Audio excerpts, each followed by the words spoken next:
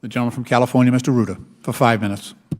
Thank you, Mr. Chair. And to my esteemed colleague from Tennessee, I'd like to point out that California does not harvest ballots, contrary to that false narrative being perpetuated.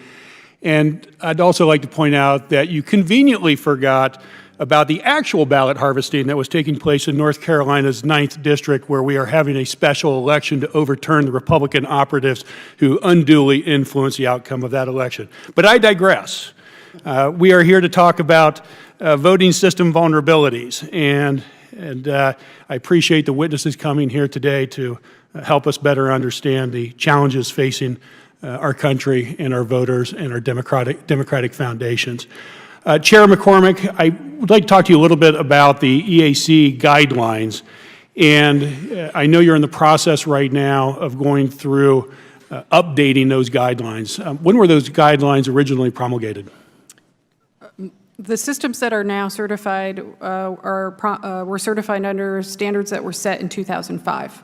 And there has been no upgrade to those guidelines since then? We actually upgraded those guidelines in 2015, which we called VVSG 1.1, but we have seen no manufacturer bring a system into those updated requirements. Yet the iPhone that's been out since the first rendition in 2007, I think we've had about 10 different renditions since. So when you look at those guidelines, what is your level of confidence in the guidelines providing the appropriate guidance to make sure that our election systems are safe and secure? It's a complicated procedure because we still need to be sure that the manufacturers can design systems that will meet those requirements and that the jurisdictions will have the funding to be able to buy those systems if they come onto the market. So we need to make sure that the systems are secure and accessible and reliable and usable, but also that they're designed in such a way to take advantage of the innovations that are in the market,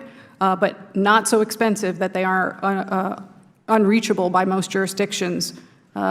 Funding is always an issue when it comes to elections.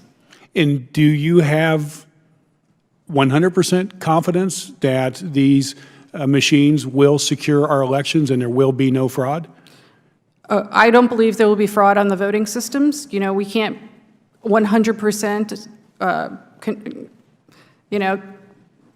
guarantee that there can be no intrusion into the systems, but we are doing our absolute highest and best to test and certify machines that will be secure and will not be subject to fraud or manipulation of the votes cast on them. Well, I am aware of the situation that took place in Las Vegas where we invited in a bunch of hackers to try and get into voting machines who had a higher level of success than I think anybody in the industry was anticipating, and that should raise concerns for all of us. Mr. Krebs, I'd like to turn to you a little bit on this as well, because I think you had stated earlier in your testimony that you do not have 100% confidence that hacking could not take place in our electronic voting machines.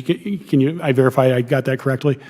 Sir, yes, sir. 100% security is not the objective. It's resilience of the system. So even if you do have a bad day, it's not a catastrophic day. That there's resilience built into the system, that you can understand what happened across the process and point back to good. Well, as a guy who won a primary in Orange County, California by 125 votes, I'm always a little bit more concerned about how sure we have to be in getting that vote correct.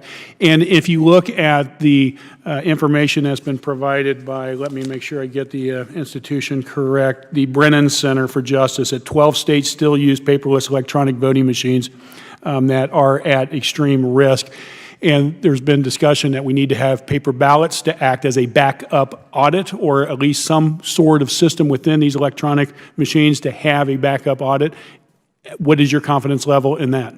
So we approach this problem set as IT security advisors. And so we bring a cybersecurity and IT security mindset to the issue. Auditability is a key tenet of cybersecurity, of IT security. If you don't know what's going on across the process, it's hard to guarantee an outcome and verify the process. So one of our top priorities working with the EAC is encouraging and incentivizing auditability. It's getting these systems that don't have paper out and systems with paper in, and then implementing an audit process on, not just on the back end, but throughout the process. And one other quick question. If we're not completely successful in that outcome, are we looking at going back to analog, pen and paper? Pen and paper is already an option within the system. Every jurisdiction, in their sovereign responsibility of conducting elections under Article 1, Section 4, they can pick that if they'd like, but there are other factors to put into the equation. Thank you, Mr. Chair. I yield back.